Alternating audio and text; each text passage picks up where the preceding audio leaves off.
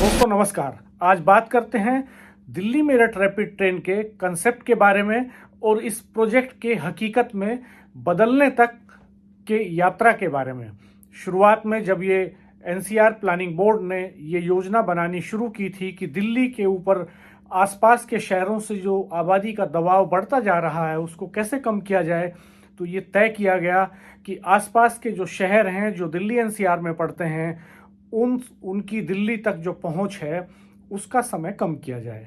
NCR area में जो लगभग 4 करोड़ लोग रहते हैं उनका एक स्थान से दूसरे स्थान पर जाना बहुत आसान हो और कम से कम समय में कोई भी व्यक्ति कहीं से कहीं तक भी पहुंच सके। ट्रांसपोर्टेशन को इजी बनाने के लिए रोड्स का नेटवर्क डेवलप करने की योजना बनाई गई।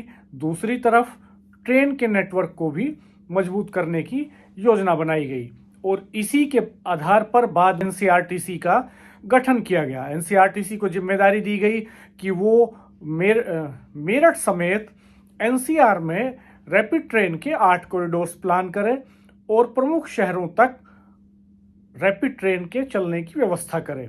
शुरुआत में ये लगभग 2008 के आसपास की बात है जब पहली बार एनसीआर प्लानिंग बोर्ड के ऑफिशियल्स मेरठ में आए और मेरठ कमिश्नर के साथ उन्होंने रैपिड ट्रेन के प्रोजेक्ट के बारे में चर्चा की। तो उस समय उस मीटिंग में मैं मौजूद था और यूपी गवर्नमेंट के लगभग 16-17 विभागों के अधिकारी उस मीटिंग में मौजूद थे। बाद में धीरे धीरे मीटिंग्स का सिलसिला तेज हुआ और जो स्टेक होल्डर्स हैं, जो सिटीजन्स हैं, उनको भी इन मीटिंग्स में शामिल किया गया और ये पूरी योजना बनाई गई कि कैसे दिल्ली से मेरठ के बीच में रैपिड ट्रेन चलाई जाए।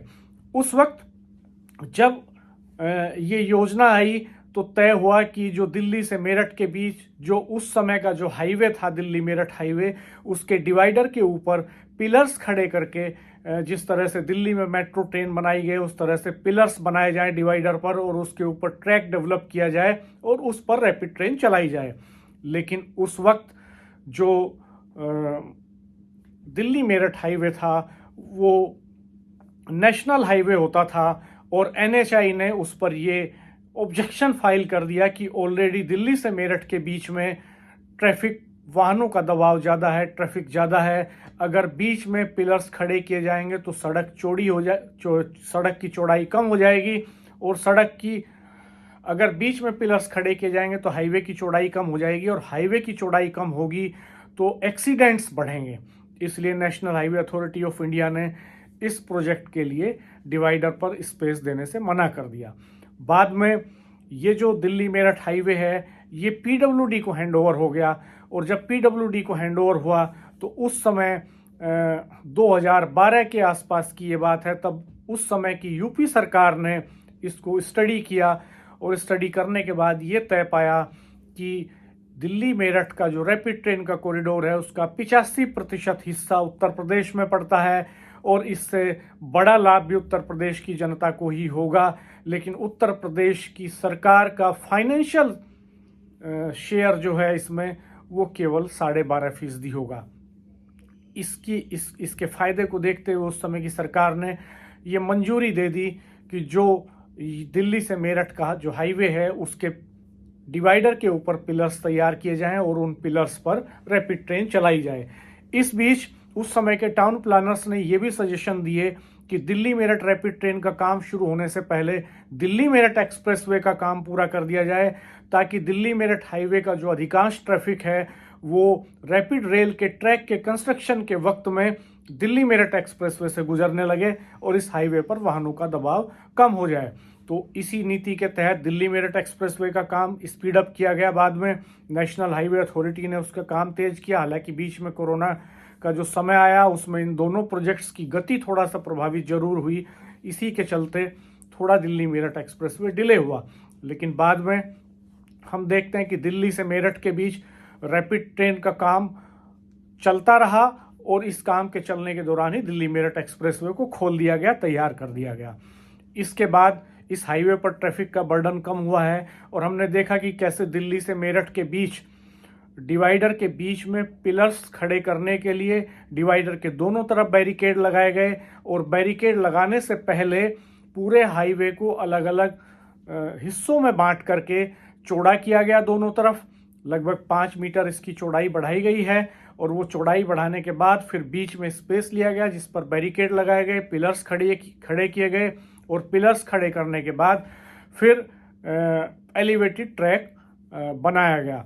दुहाई से साहिबाबाद के बीच ट्रैक तैयार हो चुका है, 100% काम पूरा हो चुका है ट्रैक का, और स्टेशंस जो हैं वो भी तैयार हो चुके हैं, उनका काम भी 100% हो चुका है। अब इन स्टेशंस पर सीढ़ियां बनाई जा रही हैं, स्वचालित सीढ़ियां भी होंगी और सामान्य सीढ़ियां भी यहाँ पर होंगी। और ये संभावना है, पूरी संभावना है कि मार्च में दुहाई से साहिबाबाद के बीच ये ट्रेन चलना शुरू कर दे। और ये तैयारी है कि 2024 के इलेक्शन में जाने से पहले सेंट्रल गवर्नमेंट ये इस पूरे प्रोजेक्ट को हरी झंडी दे, दिल्ली से मेरठ के बीच, और दिल्ली से मेरठ के बीच आप सफ़र कर पाएँ रैपिड ट्रेन में। ऐसा भी संभव है जिस गति से काम इस समय चल रहा है। और एनसीआरटीसी का ऐसा दावा है कि वो 2024 के पहले महीने तक, यानी अगले साल जनवरी तक, रैपिड ट्रेन दिल्ली से मेरठ के बीच चलाना शुरू कर देगी। फिलहाल 4 ट्रेन सेट दुहाई डिपो में खड़े हुए हैं। दुहाई से साहिबाबाद के बीच 17 किलोमीटर के हिस्से में इन ट्रेनों को चला करके देखा गया है। ट्रेन का जो ट्रैक है उसको जांचा जा रहा है, ट्रेन का जो इलेक्ट्रिक सिस्टम है उसको जांचा जा रहा है, ट्रेन की जो एफिशिएंसी है उसको देखा जा रहा है, रेत के बोरे भर करके ट्रेन में चला करके ट्रेन को देखा जा रहा है, लोड कैपेसिटी उसकी चेक की जा रही है। और अभी तक किए गए सारे ट्रायल सफल रहे हैं और ये संभावना है कि मार्च अप्रैल में आप इस ट्रेन में दुहाई से साहिबाबाद के बीच सफ़र कर सकें। दिल्ली से मेरठ के बीच 82 किलोमीटर का ट्रैक है ये, 34,000 करोड़ से ज़्यादा का प्रोजेक्ट है ये। और हाल ही में लगभग जो है 3,500 करोड़ रुपए का प्रोविजन बजट में किया है सरकार ने, सेंट्रल गवर्नमेंट ने। और ये योजना बहुत तेज़ी से आगे बढ़ रही है। और इसके जो बाकी कॉरिडोर्स हैं, जो 7 कॉरिडोर्स और हैं जो राजस्थान, हरियाणा और यूपी के शहरों को दिल्ली से जोड़ेंगे, उन पर भी काम शुरू हो गया है। वो सभी भी पाइपलाइन में हैं। एक और कॉरिडोर हरियाणा में है जिस पर काम शुरू हो गया है। तो देखते रहिएगा आप हमारा चैनल, आपको बहुत सारे अपडेट्स लगातार यहाँ चैनल पर मिलते रहेंगे। और मेरे चैनल की प्लेलिस्ट में जाकर के आप रैपिड ट्रेन चेक कर सकते हैं। शुरुआती चरण के कुछ वीडियो जिनमें बैरिकेड्स लगाए जा रहे हैं, जिनमें हाईवे का चौड़ीकरण किया जा रहा है, जिनमें पिलर्स खड़े करने के लिए मशीनें लगाई गई हैं, जिनमें पिलर्स तैयार किए जा रहे हैं, जिनमें स्लैब फिक्स किए जा रहे हैं, ये सब वीडियोज आप देख सकते हैं। साथ में दिल्ली मेरठ एक्सप्रेसवे की प्लेलिस्ट देखना ना भूलें। दिल्ली मेरठ एक्सप्रेसवे पर भी मैंने 100 से ज़्यादा वीडियोज़ बनाए हैं, तो वहाँ आपको देखने को मिलेगा कैसे दिल्ली से मेरठ के बीच एक्सप्रेसवे का काम पूरा हुआ। धन्यवाद दोस्तों, चैनल को देखते रहिएगा, सब्सक्राइब कीजिएगा, बेल आइकन जरूर प्रेस कर दीजिएगा ताकि नए वीडियो अपलोड होने पर आपको नोटिफिकेशंस मिलते रह सकें।